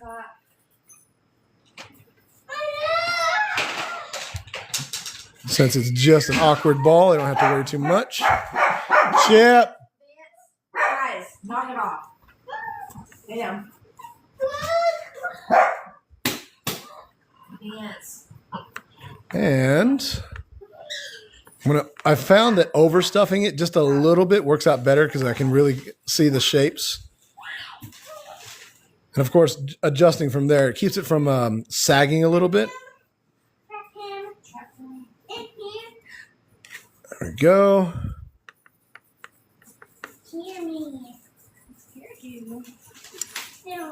This dude is...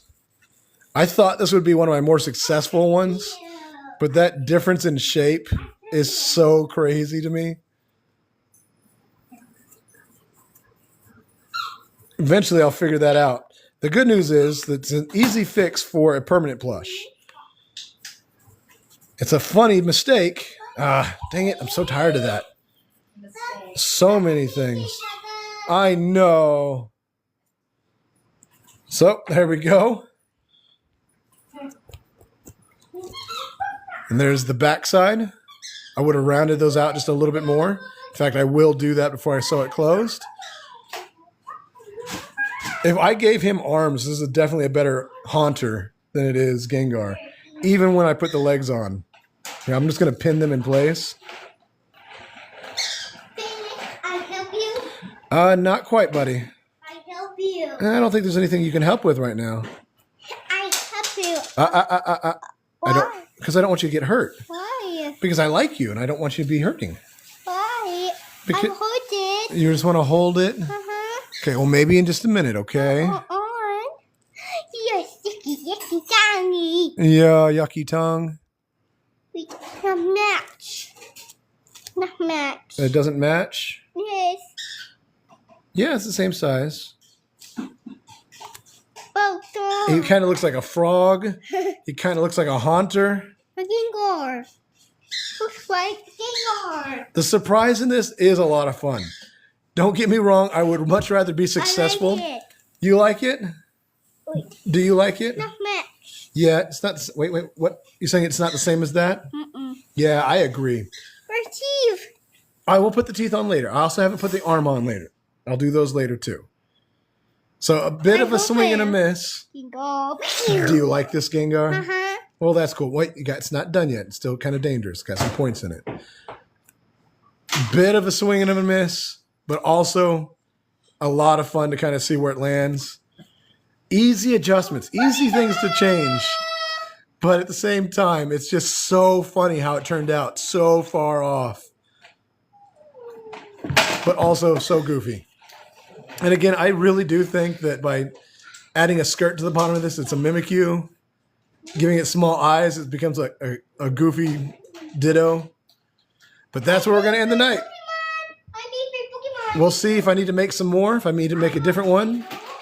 Feel free to comment when I post it. Let me know if I should try again, if I should make it better, if I should make it closer to the picture, or just move on. I will probably wind up just moving on because part of the fun of this is making them and running with it. But let me know. I'm more than happy to kind of make some adjustments if you decide that you are wanting one. And I really appreciate that, Cat B. I really, really appreciate not only you being here and responding, but letting me know what you think too. These things are so fun to do, and it's so much more fun to know that somebody else is having a little bit of fun with it. All right. Thank you so very much. I hope you have a great night. Bye. I hold him. I beg. You're going to say RDS.